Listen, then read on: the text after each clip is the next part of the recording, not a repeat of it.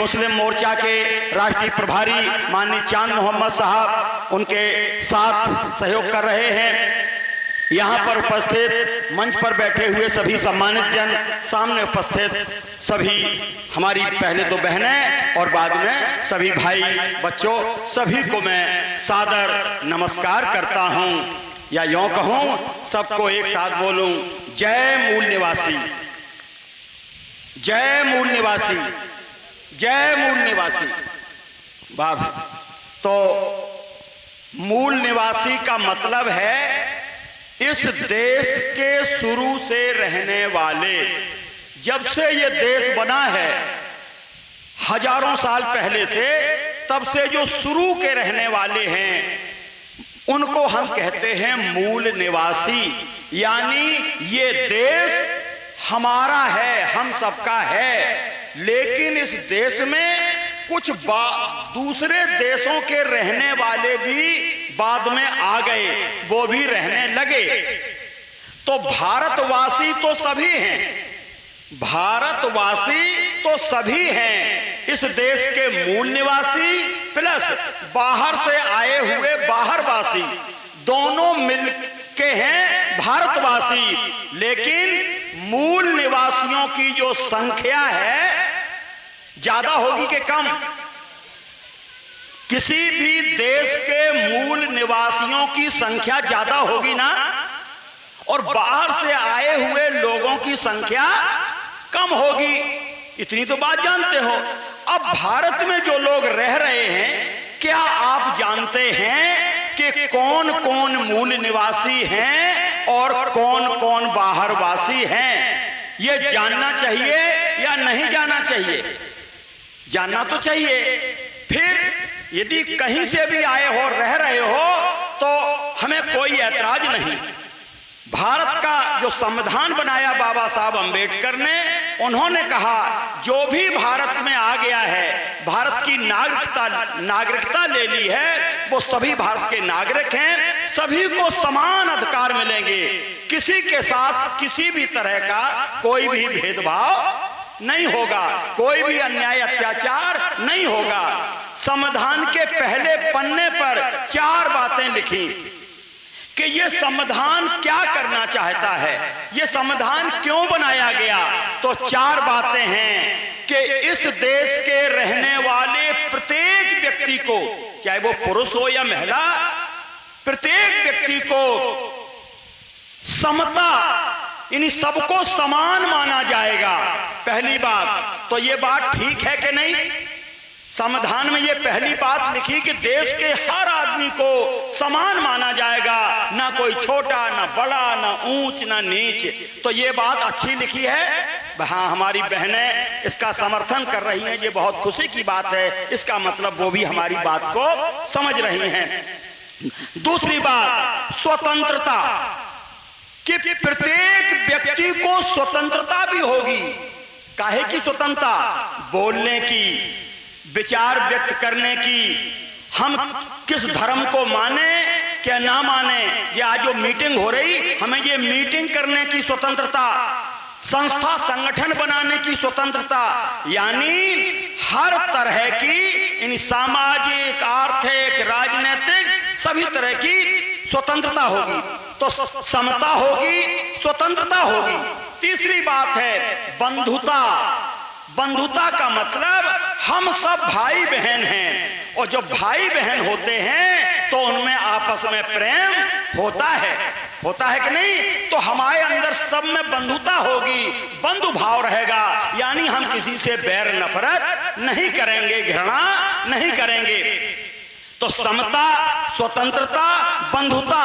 और चौथी बात है न्याय, कि सबके साथ न्याय होना चाहिए, किसी के साथ भी किसी भी तरह का अन्याय नहीं होना चाहिए। तो ये 4 बातें ठीक हैं। तो भारत का संविधान बनाया गया है समता, स्वतंत्रता, बंधुता, न्याय स्थापित करने के लिए। जब देश का संविधान नहीं बना था, उसके पहले क्या हो रहा था? उसके पहले क्या लागू था? यहां समता लागू नहीं थी, समानता, बराबरी लागू नहीं थी। ब्राह्मण क्या कह रहा कि ब्राह्मण सबसे ऊंच और बाकी सारे नीच। ठीक है, बात समझ में आई? ब्राह्मण क्या कह रहा है कि केवल ब्राह्मण ऊंच और बाकी सारे नीच। और भी उसने बातें कही तो समता नहीं थी, लेकिन बाबा साहब ने समानता कर दी कि नहीं, सब समान रहेंगे। ब्राह्मण कहता हमको ही सारे अधिकार हैं, धरती पे जो कुछ है वो ब्राह्मणों का है, मालिक ब्राह्मण हैं, और तो सब ऐसे ही हैं, और तो सब मंजूर हैं। ये ब्राह्मण कहता था। बाबा साहब कहते ये नहीं, सब समान हैं तो सबका अधिकार है। तो यानी जितनी जिसकी संख्या भारी उतनी उसकी हिस्सेदारी होनी चाहिए। तो यानी पहले जो गलत व्यवस्था थी अंबेडकर ने खत्म कर दी, लेकिन जो अंबेडकर ने समता वाली व्यवस्था बना दी, संविधान बना दिया, ये अंबेडकर ने कहां से सीखा? अंबेडकर ने ये बात कहां से सीखी? अंबेडकर ने ये बात सीखी भगवान बुद्ध से, जो आज के 2600 साल पहले पैदा हुए। वैसे तो जब से जंगली इंसान था, असभ्य इंसान से जब सभ्यता बनी, सभ्यता भी बुद्धों ने बनाई। तो ऐसे समय सिंधु घाटी की सभ्यता से लेके बहुत से बुद्ध आते रहे हैं, लेकिन उनका ज्यादा इतिहास पता नहीं है। लेकिन जो गौतम बुद्ध हुए हैं 2600 साल पहले, उनका सारा इतिहास पता है, पता चल गया है, और उनकी बात पूरी दुनिया ने मानी। तो बुद्ध क्या कह रहे? बुद्ध तथागत का आह्वान और मानव मानव एक समान, यानी पूरी दुनिया के इंसान में कोई भेद नहीं है, इंसान इंसान बराबर है। ये कौन कह रहे हैं? भगवान बुद्ध। तो भगवान बुद्ध से सीख के ही ये बाबा साहब ने संविधान बनाया है। और बाद में जब संविधान तो 50 में लागू हुआ, 26 जनवरी को, 14 अक्टूबर 56 को तो बाबा साहब अंबेडकर ने खुद भगवान बुद्ध का धर्म अपना लिया, यानी वो बौद्ध बन गए। और अकेले नहीं, 5 लाख लोगों के साथ अपनाया।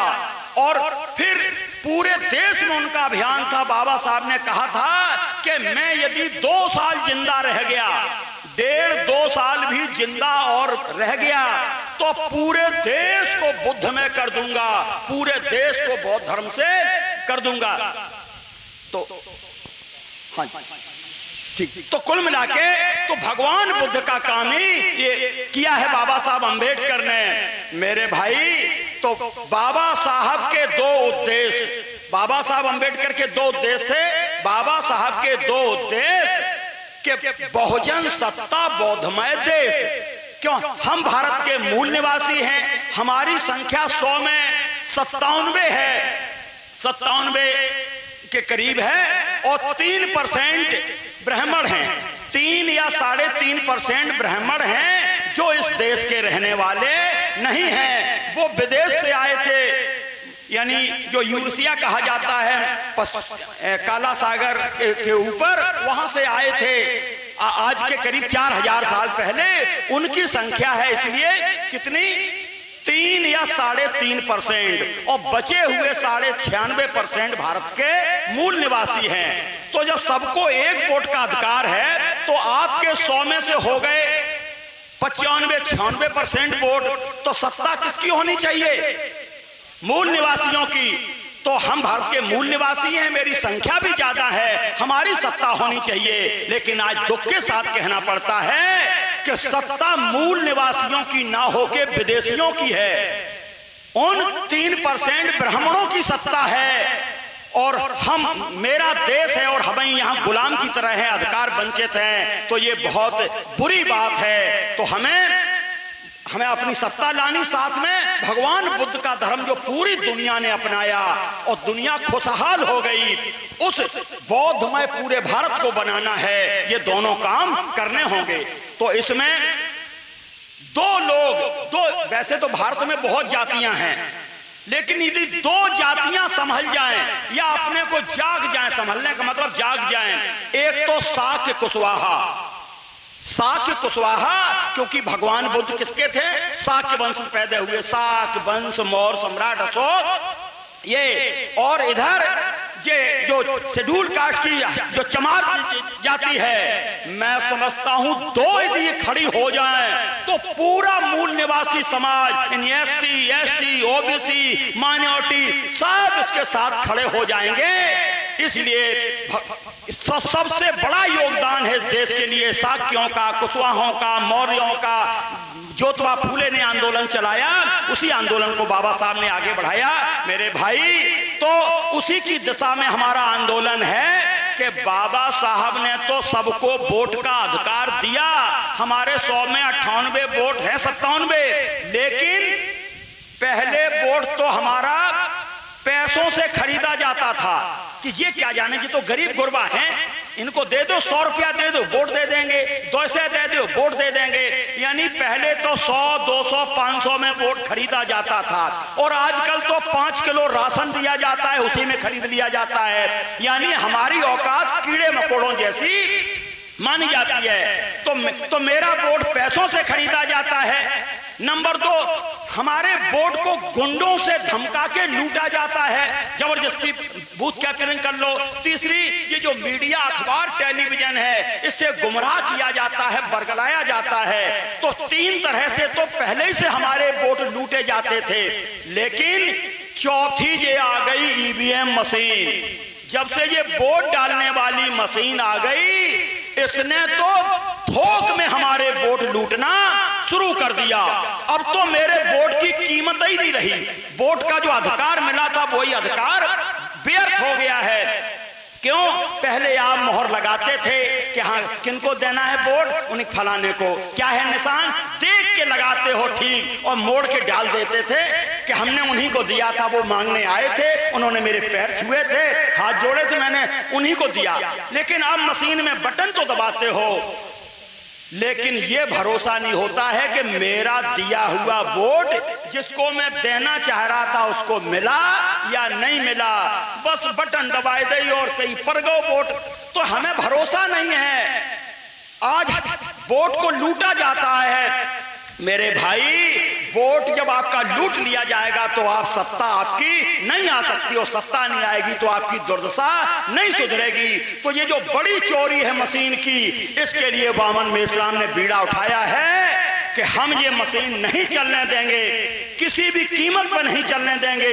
इसलिए पूरे पहले 6 महीने की यात्रा, अब की 1 साल की यात्रा देश भर में हर जिले में जाके जगाएंगे क्या कि इस मशीन को हटाइए और फिर से वही पुराना वाला बैलेट पेपर लाइए। ठीक है ना? हाँ, जब तो है पहली मांग, लेकिन हमने उन्हें 2 ऑप्शन दिए कि या तो कर दो पुरानो वालों बैलेट पेपर, यदि तुम्हें जाने कछु परेशानी हो तो एक दूसरी बात और कह रहे कि जो वोट डालत में एक मशीन दूसरी वहां में और जुड़ी होती है, उसमें एक पर्ची दिखाई देती है। जब बटन दबाते हैं तो पर्ची दिखाई देती है। वो जो हमें दिखती है, केवल देखने से काम नहीं चलेगा, वो सारी पर्चियां गिनी जाएं। जैसे बैलेट पेपर गिने जाते ऐसे वो पर्चियां गिनी जाएं। ठीक है ना? तो जितने मशीन ने वोट बताए वहां में लिख के आए, उतनी ही पर्चियां निकलनी चाहिए कि नहीं? तो ये पर्चियां गिन दे हम मान लेंगे, लेकिन वो पर्चियां गिनने के लिए तैयार नहीं है। यदि वो ईमानदार होते तो पर्चियां गिनने में उन्हें कोई परेशानी होती का? तुमने हमें दिखाए तो दई दूर से, हमने कही या गिन दो, का गिनिए नहीं, इसका मतलब कोई गोलमाल है, चोरी है। तो वामन मेश्राम जी ने कहा कि अब हम पूरे देश को जगाएंगे, पूरे भारत को बंद करेंगे और 5 लाख लोगों को दिल्ली लेके जाएंगे। ये चुनाव आयोग जो है, जो वोट डलवाता है, उसको चेतावनी देंगे कि या तो बैलेट पेपर लाइए या ये पर्चियां गिनवाइए, 2 में से जो तुम्हें अच्छा लगे वो एक काम कर लो। यदि तुमने दोनों काम ना किए तो होश की दवा खा लो, होश की दवा खा लो कि जो आने वाला चुनाव है पूरे देश में 15 लाख जगह वोट पड़ते हैं, ये बूथ होते 15 लाख।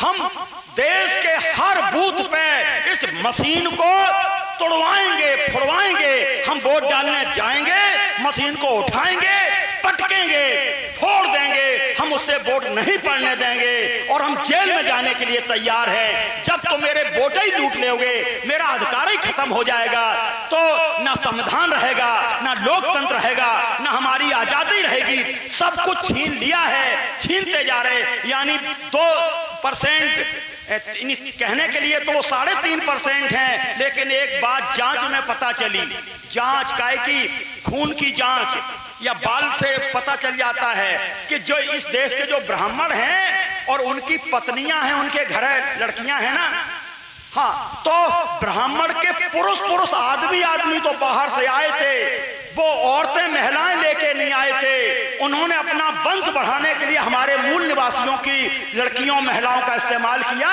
तो वे 3.5% हैं, उसमें से आधी तो हमारी जो महिलाएं हैं हमारे देश की हुई। उनके घर की महिलाएं उन पुरुषों के खिलाफ भी बगावत कर देंगी। समाज को जगाना होगा।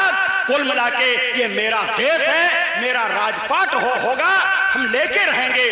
दूसरा, भगवान बुद्ध ने जो महान विचार फैलाए, उनका हम बौद्धमय भारत बना के रखेंगे और ये बौद्ध धर्म पूरी दुनिया में था और फैलेगा फूलेगा।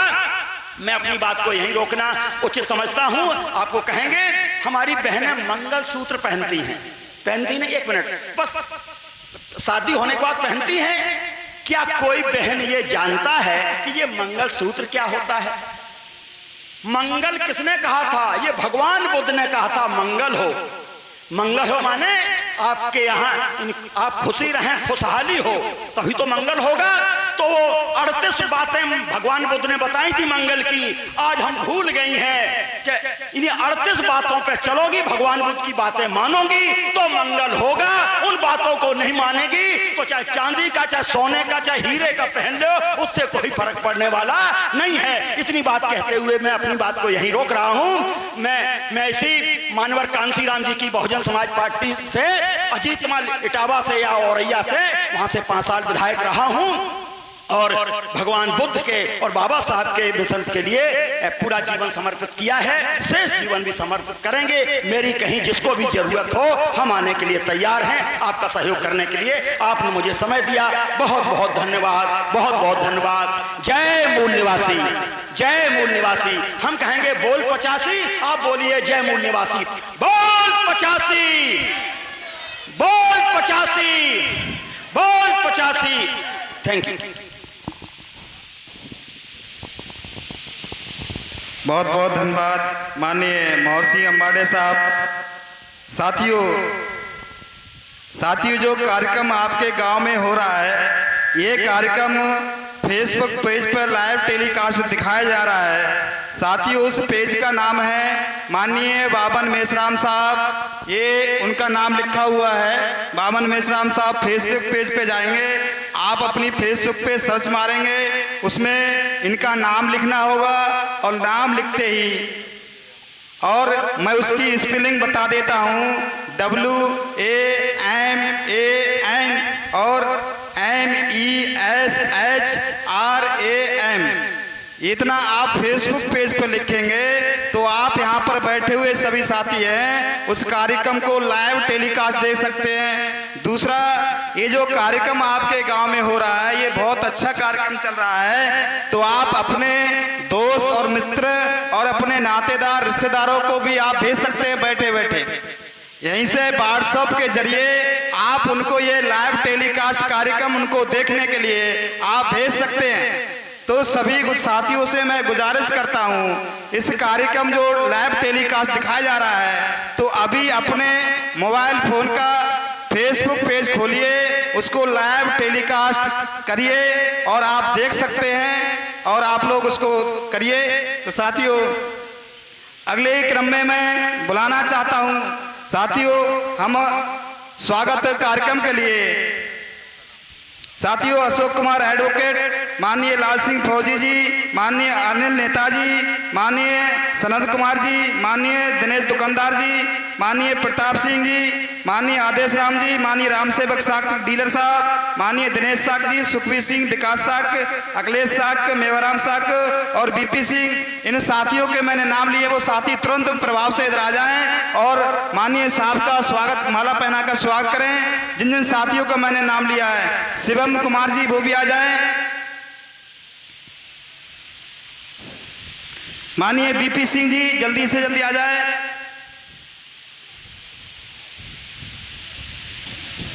सनत कुमार जी वो भी आ जाए। सभी साथी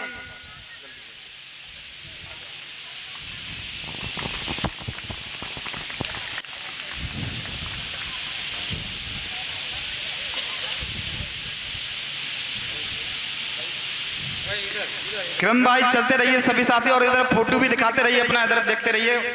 सभी साथियों का कैमरे में फोटो लिया जा रहा है, और जो भी साथी अपने से करना चाहता है वो भी आ सकता है। माननीय चांद मोहम्मद सर का, इनका भी स्वागत करिए। नहीं, इनको पहनाइए माला, आप खड़े हो जाइए। अरे खड़े हो जाइए, इनको फैलाइए, इनको खड़े हो जाइए आप 1 मिनट के लिए।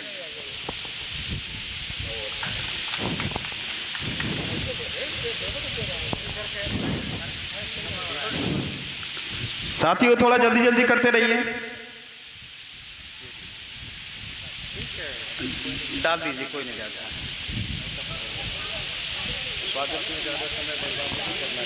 साथियों ताली बजाते रहिए। साथियों माननीय वीरपाल साक जी, उनका स्वागत करें। माननीय पूर्व विधायक साहब का, अंबाडे साहब का, इधर देखिए सर कैमरे की तरफ। साथियों इस कार्यक्रम की अध्यक्षता करने के लिए मैं आमंत्रित करता हूं माननीय डॉक्टर प्रोफेसर विलास खराज सर, वो डायस पर आए, अपनी बात रखें। राष्ट्रीय महासचिव भारत मुक्ति मोर्चा नई दिल्ली। साथियों, आज ईवीएम भंडाफोड़ परिवर्तन यात्रा है और यहाँ कुशवाहा अधिक संख्या में रहते हैं। कुशवाहा का मतलब है शाक्यवंशी लोग, मौर्यों के वंशज, और मौर्य वंशी होना इससे बड़ा कोई गर्व नहीं है। तो मुझे खुशी है कि यहाँ मौर्यों के वंशज आए हैं और हमारे कुशवाहा जी बुद्ध का और मौर्यों का उदाहरण दे रहे थे। तो मैं पिछले सप्ताह 8-10 दिन पहले मैं एक बनारस गया था। मैं वहाँ का एक उदाहरण आपको बताना चाहता हूँ। फिर मैं ईवीएम भंडाफोड़ पर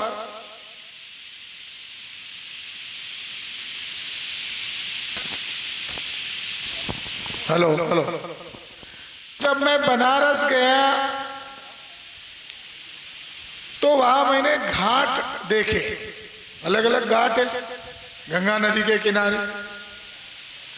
मुझे वहां पर छत्रपति शिवाजी महाराज का एक वंशज राजा था, महाराष्ट्र सतारा का, प्रताप सिंह भोसले महाराज को कैद रखा था बनारस में। तो उनकी वहां मृत्यु हुई थी, तो मुझे उनकी समाधि ढूंढना था। इसलिए मैं घाट पर पंडितों को पूछ रहा था कि यहाँ प्रताप सिंह भोसले महाराज मरे थे, तो उनकी कोई समाधि है क्या? तो पंडित जी मुझे बोल रहे थे कुछ नहीं। तो थोड़े अंतर पर एक बोर्ड लिखा था संस्कृत विद्यालय। तो मेरे साथ कुछ मौर्य लोग थे, कुशवाहा लोग थे, कुर्मी पटेल लोग थे। तो मुझे लगा यह पढ़ाई की जाती है तो शायद ये लोग हमें बताएंगे। तो वहां हम गए, पंडित जी माला जप रहे थे, थोड़ी देर तक बात ही नहीं किया। फिर पंडित जी को हमने पूछा ऐसा ऐसा मामला है, तो ऐसे ऐसी मुंडी हिलाए। बाद में कहा मुझे मालूम नहीं। अरे 15 मिनट तक हम ऐसे ही बैठे रहे, अब मुंह खोलेंगे तब मुंह खोलेंगे।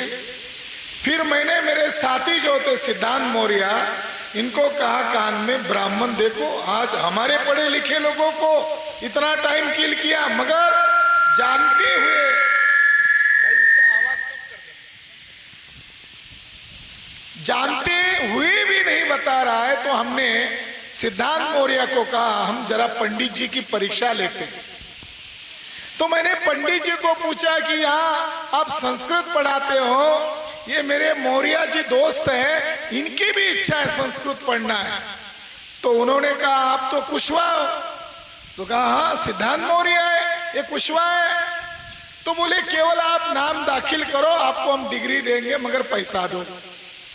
तो हमने कहा नहीं नहीं, ये रोज आएंगे, इनको रोज पढ़ाना है आपको।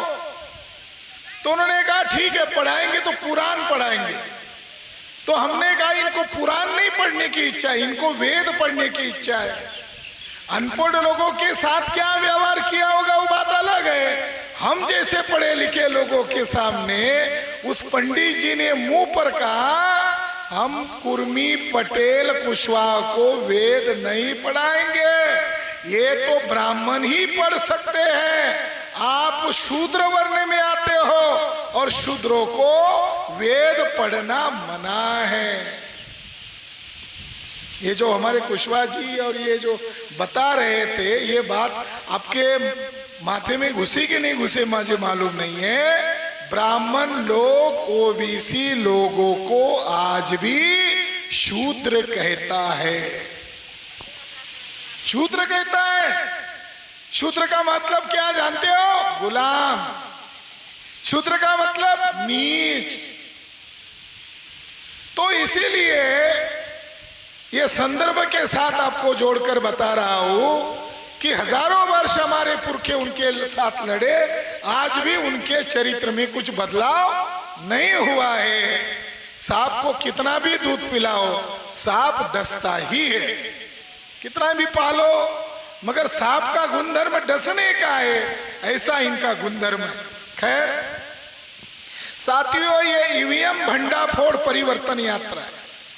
ईवीएम ये अंग्रेजी शब्द है, इलेक्ट्रॉनिक वोटिंग मशीन। पहले चुनाव होते थे, तो पहले चुनाव कैसे होते थे? तो लोगों के सामने पर्ची होती थी, स्याही लगाई जाती थी, और जिस कैंडिडेट को, जिस उम्मीदवार को वो वोट देना चाहते थे, उसके सामने आप ठप्पा लगाते थे। पुरानी सिस्टम ऐसी थी। मगर कांग्रेस ये ब्राह्मणों की पार्टी है, उन्होंने 1986 में पार्लियामेंट के अंदर एक विधेयक लाया कि अगले आने वाले दिनों में चुनाव ईवीएम मशीन से करो। यानी प्रस्ताव लाया कांग्रेस ने। अटल बिहारी वाजपेयी नेता थे, उन्होंने समर्थन दिया, और कम्युनिस्ट पार्टी थी, उन्होंने समर्थन दिया। यानी एक ब्राह्मण ने प्रस्ताव रखा, दूसरे ब्राह्मण ने समर्थन दिया। ऐसा क्यों? क्योंकि ये जो संविधान है, भारत का जो संविधान है, इस संविधान में हमारे लोगों को एक अधिकार दिया, वो अधिकार है वोट का अधिकार। हम लोगों को जो अधिकार मिला है वोट का अधिकार। वोट का अधिकार का मतलब क्या है? 26 जनवरी 1950 में संविधान लागू हुआ।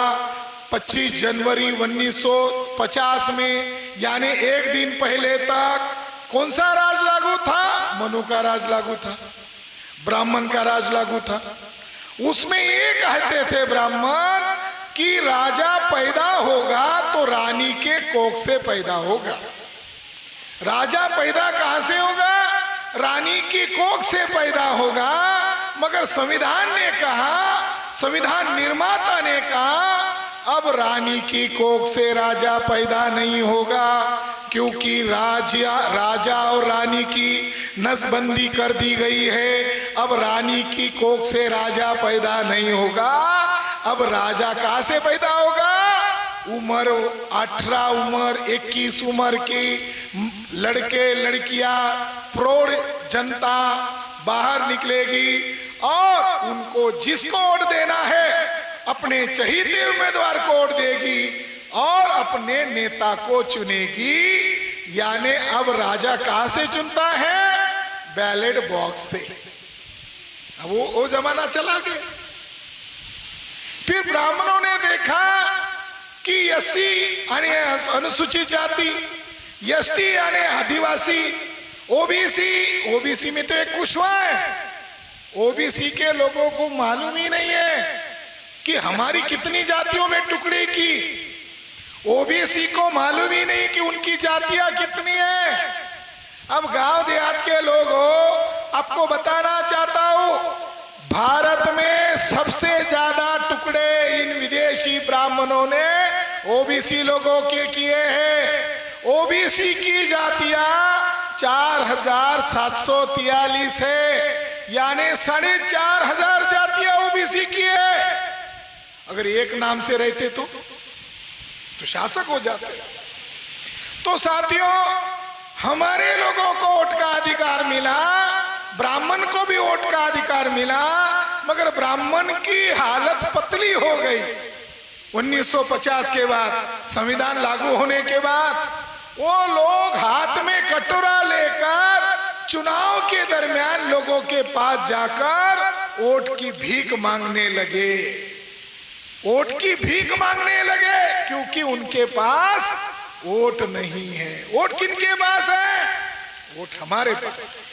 वोट ओबीसी के पास है, वोट शेड्यूल कास्ट के पास है, वोट आदिवासियों के पास है। वोट किनके पास नहीं है? ये सवर्ण ब्राह्मणों के पास नहीं है। तो ब्राह्मणों के पास वोट नहीं है, उनकी संख्या है 3.5%। 3.5% वाले ब्राह्मण क्या गांव का प्रधान चुन सकते हैं? जो गांव का प्रधान नहीं चुन सकते, उन 3.5% ब्राह्मणों के आज 5 राष्ट्रीय दल है। कितनी गजब की बात है। जो गांव का प्रधान नहीं चुन सकते, लोकतंत्र में उनकी हालत कटोरा लेकर भीख मांगने वालों की है। मगर आज इनकी हालत क्या है? वो 5 राष्ट्रीय पार्टियां हैं। ओबीसी की एक भी राष्ट्रीय पार्टी नहीं, एसटी की एक भी राष्ट्रीय पार्टी नहीं, माइनॉरिटी की तो मुसलमान की है ही नहीं। कांग्रेस ब्राह्मणों की पार्टी, बीजेपी ब्राह्मणों की पार्टी, कम्युनिस्ट पार्टी ब्राह्मणों की पार्टी, तृणमूल कांग्रेस ममता बनर्जी बंगाल की, वो ब्राह्मणों की पार्टी। तो ये ब्राह्मणों ने कैसा किया? तो ईवीएम आने के पहले चुनाव नजदीक आते थे, फसाद करते थे। फसाद करते ही हिंदू मुसलमान में समाज विभाजित होता था। इसका मतलब है अनुसूचित जाति, जनजाति, ओबीसी, इनको हिंदू बनाने का तरीका था फसाद, और चर्चा मुसलमान की करते थे। और एससी एसटी ओबीसी का वोट लेने के लिए हिंदू नाम का कार्ड खेला जाता था। मगर 2004 साल आया, 2004 में कांग्रेस ने ईवीएम घोटाला किया। ईवीएम मशीन से पहली बार चुनाव हुआ लोकसभा का, और उसमें कांग्रेस पूर्ण बहुमत से चुनकर आई। 2009 में फिर से ईवीएम से चुनाव करवाया, फिर दोबारा कांग्रेस 2009 में चुनकर आई। फिर बीजेपी के लोगों को लगा, पहले तो एक बार वो आते थे, बाद में हम आते थे। हमारे लोग भजन गाते हैं ना, हमारे गांव देहात के लोग, तो एक प्रसिद्ध भजन होता है, राजा राम सीताराम। तो कांग्रेस कौन है? राजा राम। बीजेपी कौन है? सीताराम। तो भजन की तरह ही है, राजा राम आता है, सीताराम जाता है, फिर सीताराम आता है, राजा राम जाता है। ये राजा राम सीताराम जा रहा था, फिर सीताराम को लगा मुझे आना था, जैसे तय हुआ राजा राम ही आया था, अब उसके बाद मुझे आना था, मगर फिर राजा राम आया। सीताराम को डाउट हुआ कैसे आया, तो उनको लगा ईवीएम को जांचना होगा। और दक्षिण भारत का ब्राह्मण सुब्रमण्यम स्वामी कोर्ट का दरवाजा खटखटाया और कोर्ट में उसने केस दाखिल किया। सुब्रमण्यम स्वामी साउथ इंडिया का ब्राह्मण, उसने ईवीएम को लेकर कोर्ट में केस दायर किया और उसको सबूत मांगा, वो सबूत पेश किया और आखिर आखिर में 8 अक्टूबर 2013 को सुप्रीम कोर्ट के जज महोदय ने अपना फैसला सुनाते हुए कहा, ईवीएम मशीन में गड़बड़ी करना 100% संभव है।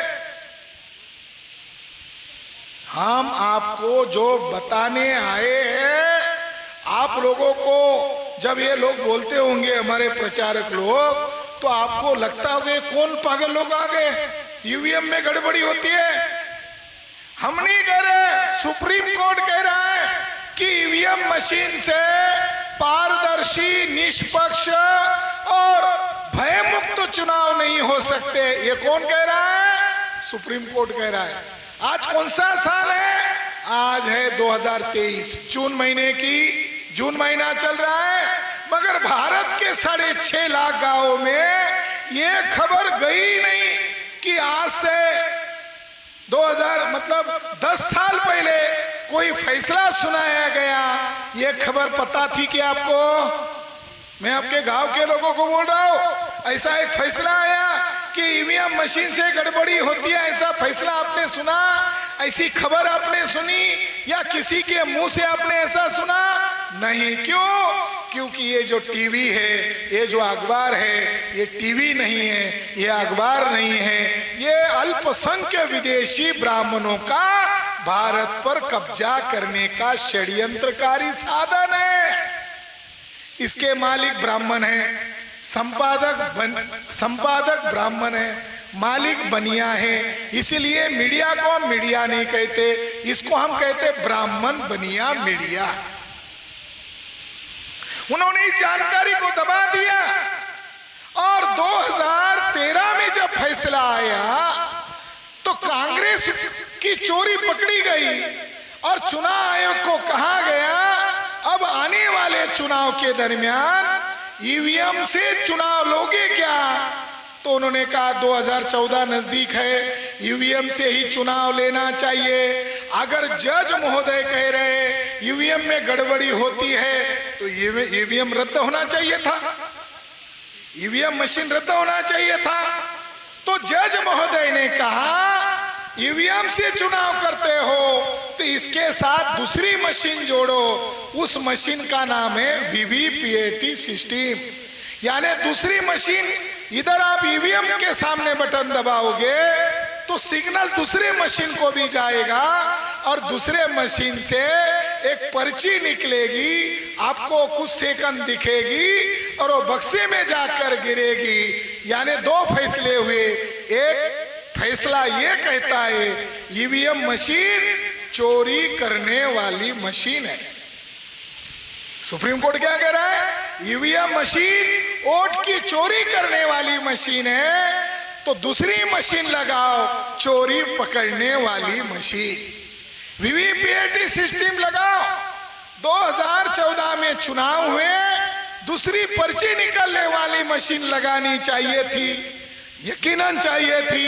फैसला ही वैसा दिया, मगर कितना लगाया?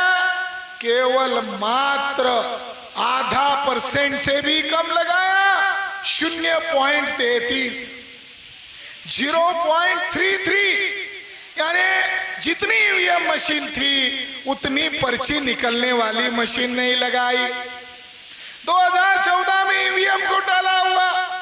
2014 में ईवीएम घोटाला होने के बाद माननीय वामन मेश्राम साहब ये सुप्रीम कोर्ट गए और इन्होंने सुप्रीम कोर्ट में कंटेम्प्ट ऑफ द कोर्ट यानी न्यायालय की अवमानना की केस सुप्रीम कोर्ट में दाखिल किया और उन्होंने डिमांड किया कि ईवीएम से अगर गड़बड़ी हो रही है तो पर्ची निकलने वाली मशीन क्यों नहीं लगा रहे हो?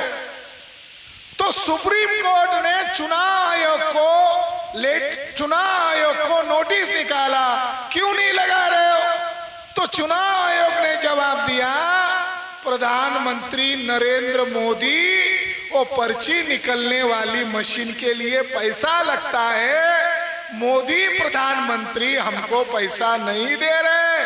कोर्ट में लिखित में दिया।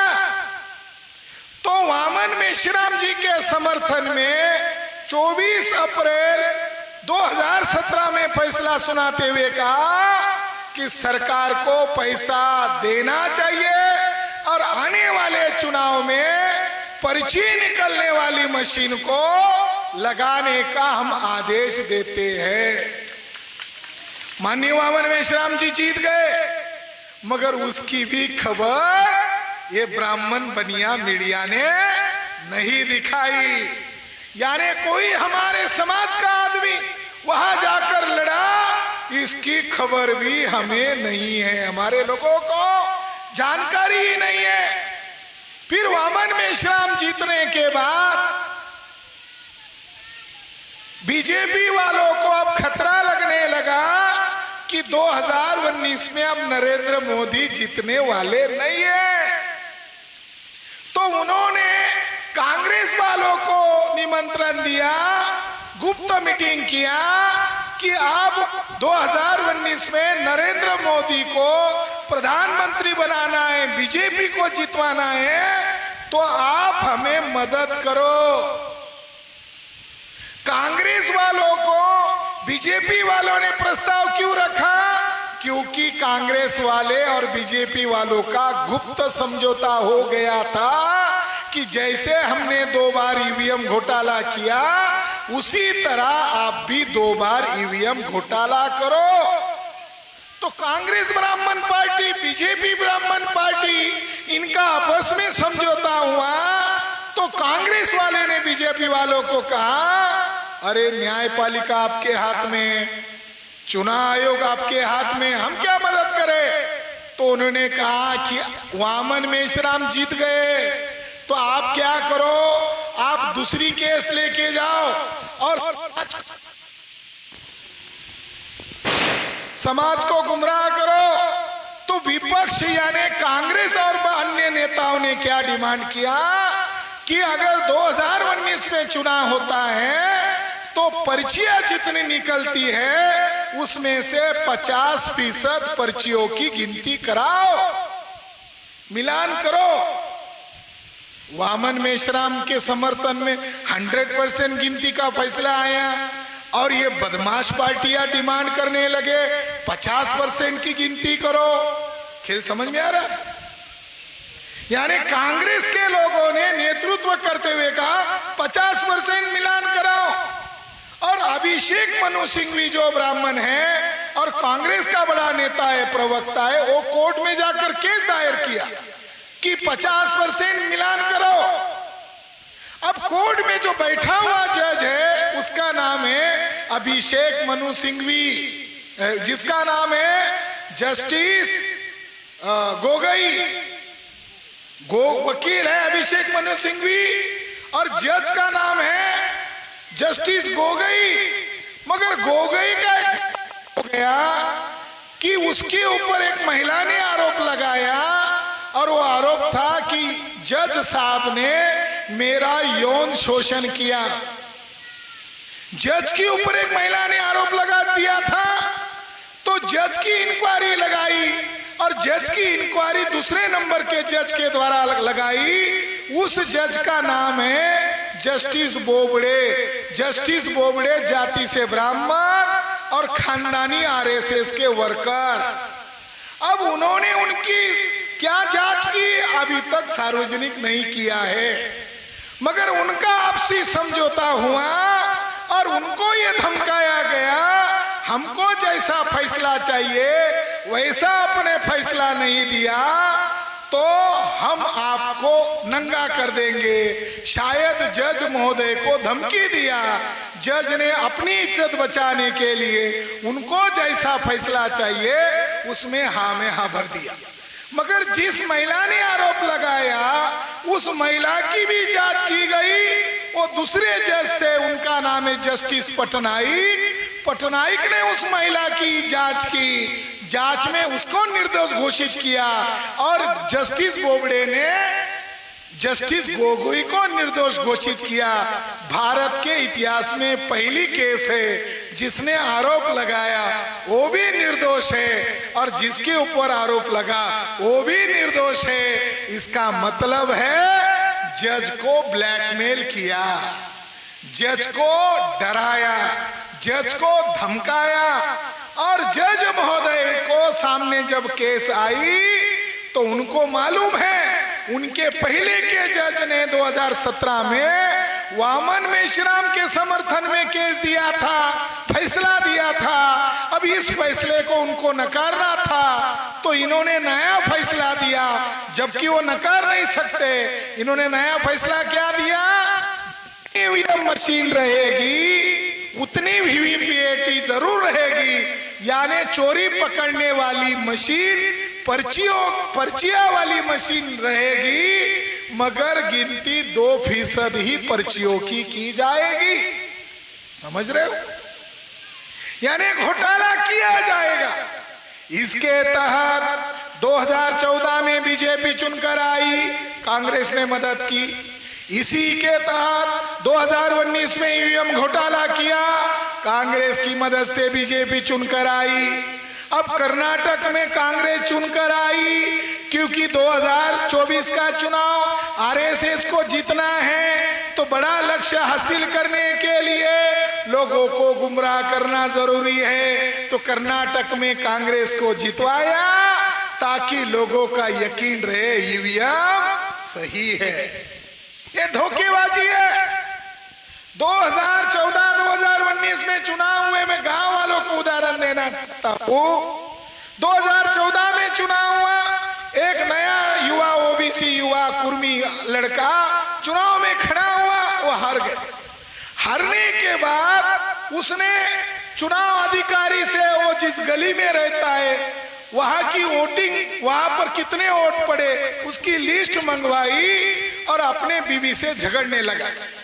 अपने बीवी को झगड़ते हुए उसने कहा, मैं मान्य करता हूं कि मुझे गली के लोगों ने वोट नहीं दिया होगा, मैं ये भी मान्य करता हूं कि रिश्तेदारों ने वोट नहीं दिया होगा, सगे संबंधी ने वोट नहीं दिया होगा, या ये हो सकता है कि कभी कभार मैंने मेरी माँ बाप की नहीं सुना होगा, तो ये भी हो सकता है कि माँ बाप ने वोट नहीं दिया होगा। वो अपने पत्नी को कहा, कभी मैंने तुझे झापड़ झूपड़ मारी होगी, इसलिए तूने भी बदला लिया होगा। ये भी हो सकता है कि तूने मुझे वोट नहीं डाला होगा, मगर मैं इतना नालायक गधा नहीं हूं कि मैं अपने आप को वोट न डालूं। कैंडिडेट को जीरो, आप लोगों को समझने के लिए उदाहरण दे रहा हूं। कैंडिडेट को 0 वोट मिला। ईवीएम में चोरी होती है, ईवीएम में घोटाला होता है। ये हमारे अंबानी साहब है, ये पूर्व विधायक 5 साल रहे अब के प्रदेश में। तो इन्होंने कल की सभा में, परसों की सभा में हमारे लोगों के सामने कहा, मैं तो जीत गया था मान्यवर कांशीराम जी का अनुयायी होने के कारण, बाद में वो पार्टी में घुस गए पंडित सतीश मिश्रा, फिर मैंने उस पार्टी को ही छोड़ दिया। जिसके साथ हमारा झगड़ा है अब उसी के आदेश में मैं नहीं कर सकता, फिर मैंने छोड़ दिया। और 2019 में इन्होंने कहा मैं निर्दलीय खड़ा हुआ, बराबर उपचुनाव में निर्दलीय खड़े हुए, तो इन्होंने कहा मैं हार गया। मगर मैं अचंभित हो गया कि मेरे घर के अपने वोट, मेरी पत्नी, मेरे लड़के और उनकी बीवी यानी बहू, इनकी ऐसे 7 वोट है, तो मुझे 7 वोट में तो कम से कम 7 पड़ने चाहिए मेरे अपने। तो इन्होंने कहा मुझे एक ही वोट पड़ा, 1 वोट मिला केवल। 7 वोट में से अपने सगे में से केवल 1 वोट पड़ा। तो इन्होंने कहा अब मुझे डाउट हो रहा है ये मेरे लोगों का है या मेरा है, अब मुझे ढूंढना होगा ये मेरा ही वोट है कि मेरे लोगों का वोट है। ईवीएम घोटाले से इन्होंने कहा कि इनके साथ भी धोखा हो। अभी तीसरा उदाहरण देता हूं, इधर आपके बनारस में नरेंद्र मोदी चुनाव के लिए खड़े हुए, 2019 की बात है, और वहां जिस सीट पर वो चुनाव लड़ते हैं वहां की कुल वोट की संख्या है 11 लाख। कितनी संख्या है? 11 लाख। अब कभी 100% वोट नहीं पड़ते, 11 लाख के 11 लाख वोट की संख्या होती है, 55% वोट डाले गए या 60% वोट डाले गए। मगर मान लो 11 लाख भी डाल दिए गए, जब वोट की गिनती की गई तो उसमें ज्यादा वोट निकले 1,87,000, यानी कुल वोट थे 11 लाख, मगर जब वोट की गिनती की गई ईवीएम मशीन की तो कुल वोट कितने निकले? 12,87,000। ये नरेंद्र मोदी का कमाल, जिसको ये नरेंद्र मोदी प्रधानमंत्री कहते हैं, ये ईवीएम के द्वारा चुने गए प्रधानमंत्री है, लोगों के वोटों से नहीं, डाका डालकर चुने गए प्रधानमंत्री है।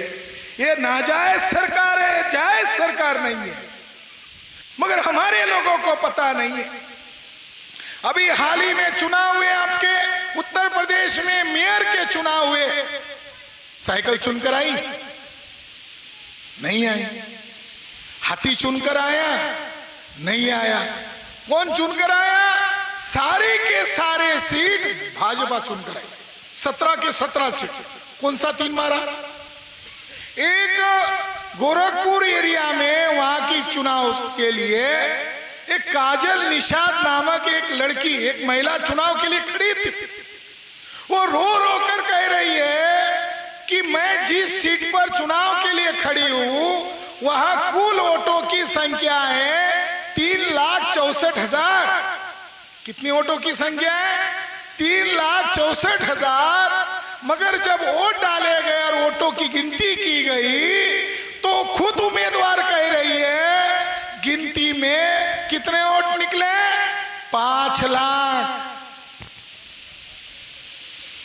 4,87,000 इसके वोट निकले, तो राउंड अबाउट 5 लाख। घोटाला होता ही नहीं होता है। मगर जिन पार्टियों के इसके खिलाफ आवाज उठानी चाहिए, वो नेता आज न्यायपालिका से डरे हुए हैं, सीबीआई से डरे हुए हैं, ईडी से डरे हुए हैं, आरएसएस बीजेपी से डरे हुए हैं, क्योंकि उनको लगता है मैंने अगर जनता का पक्ष लिया और सड़क पे उतरा तो कल मुझे लालू प्रसाद यादव की तरह जेल की हवा न खानी पड़े। तो साथियों, ईवीएम घोटाला हो रहा है और जिसके कारण हमारे लोगों का सत्यानाश हो रहा है। तो ये ईवीएम भंडाफोड़ परिवर्तन यात्रा जानकारी दे रही है, आप लोगों को जानकार कर रही है। फिर इसका समाधान क्या है? तो क्या 2024 में जो चुनाव आएगा और फिर ईवीएम घोटाला करके ये ब्राह्मण लोग और इनकी ब्राह्मणों की पार्टियां चुनकर आएगी, तो आज कितना सत्यानाश हो गया हमारा। 2024 के बाद कितना सत्यानाश होगा। आज बहु बेटियों की इज्जत लूटी जा रही है, हमारी बच्चों की पढ़ाई छीनी गई है, सरकारी अस्पताल का निजीकरण कर दिया गया है, और किसान लोगों की, ओबीसी लोगों की कोई सुनवाई नहीं हो रही है, और ओबीसी की गिनती नहीं की जा रही है, जानवरों की गिनती की जा रही है, हिजड़ों की गिनती की जा रही है, नदी नालों की गिनती की जा रही है, मगर पिछड़ों की गिनती नहीं की जा रही है। तो ये सब ईवीएम के लोग आपको पूछने वाले नहीं है। तो क्या जानवर की तरह मरना पसंद करोगे या लड़कर अपने अधिकार को छीनोगे? इसीलिए बहुजन क्रांति मोर्चा एवं भारत मुक्ति मोर्चा ये संगठन देशव्यापी संगठन है। 31 राज्यों में इसका नेटवर्क है, 550 जिलों में है, 4,500 तहसीलों में है, 2-2.5 लाख तक इसका नेटवर्क हुआ है। 2024 के पहले 2 बड़े काम हमें करने हैं। पहला, कन्याकुमारी से लेकर जम्मू कश्मीर तक ये ईवीएम भंडाफोड़ परिवर्तन यात्रा चल रही है। ये हमारे लोगों को जगाने के लिए चल रही है। ये ईवीएम आपका सत्यानाश कर रही है, इसका बंदोबस्त हम करने वाले हैं। ये मैसेज लोगों को देने के लिए परिवर्तन यात्रा। अगर वो मानते नहीं हैं तो 5 लाख लोगों का मोर्चा दिल्ली में चुनाव आयुक्त के कार्यालय पर लेकर जाने की तैयारी कर रही है।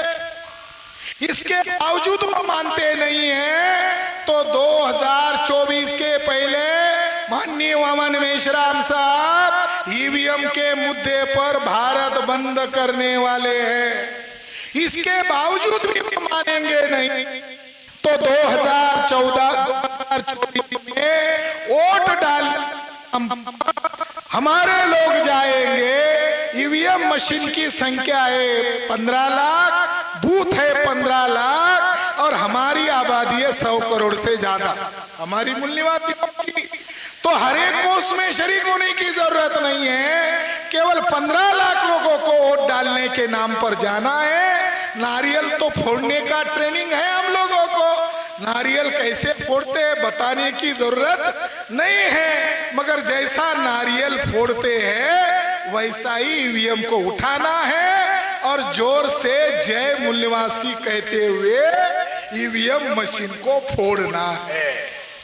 ये इसकी चल रही है, ये आने वाली नस्लों को बचाना है, आने वाली नस्लों को बचाना है, इसके लिए ईवीएम परिवर्तन यात्रा है।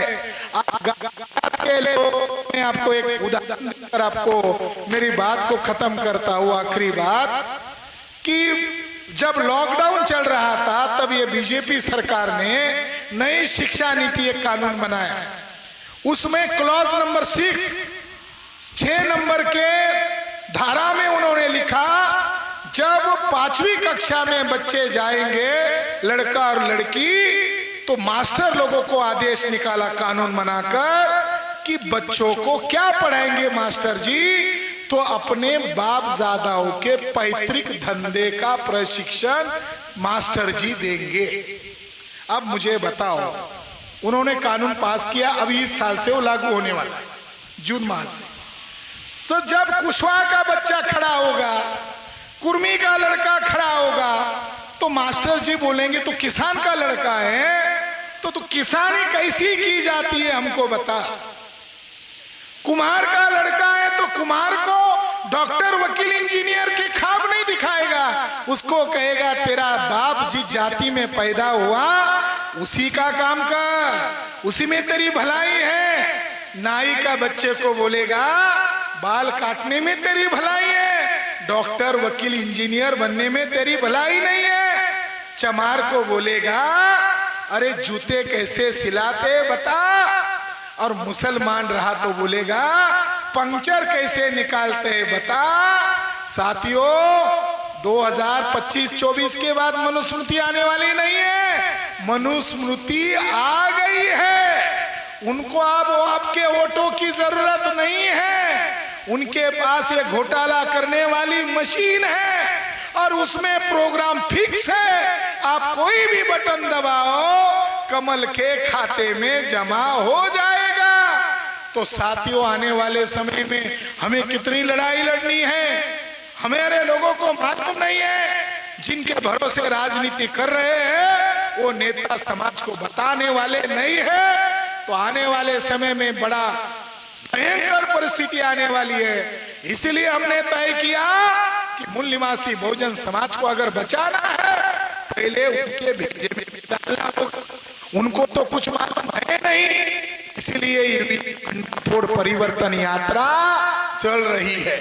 ब्राह्मणों से लड़ना होगा, हमारे पुरखों की लड़ाई ये 3.5% ब्राह्मणों से थी, आज हमारी लड़ाई इन 3.5% ब्राह्मणों के साथ है। और ब्राह्मणों का खून, ब्राह्मणों का डीएनए भारत में नहीं मिला, ब्राह्मणों का डीएनए दूर देश में वेस्ट यूरेशिया में मिला। ब्राह्मण लोग भारत के मूल निवासी नहीं है, हम बहुजन समाज के लोग 6.5 लाख टुकड़े में बांटे गए लोग भारत के मूल निवासी हैं। इसलिए हमें हताश मायूस निराश होने की जरूरत नहीं है, लोगों को जगाने की जरूरत है। आप लोग छात्र लोग हो, बुद्धा ने सारनाथ में प्रवचन दिया था, बहुजन हिताय बहुजन सुखाय। 5 ही लोग मिले थे, बुद्धा को कितने मिले? 5 ही लोग मिले थे। आज बुद्ध दुनिया का है, मगर आज हमारे बुद्ध मालूम नहीं है। फिर से वही बहुजनों को का कार्यक्रम आप लोगों को करना होगा, यही उम्मीद और आशा करते हुए मैं मेरी बात को विराम देता हूं। धन्यवाद। जय भीम, जय मूल निवासी। साथियों, इस परिवर्तन यात्रा को कंटिन्यू चलाने के लिए जो भी साथी इसमें साथ सहयोग देना चाहते हैं तो वो व्यक्तिगत तौर पे 100 रुपए, 200 रुपए, 500 रुपए, 1000 रुपए साहब को व्यक्तिगत तौर पे दे सकते।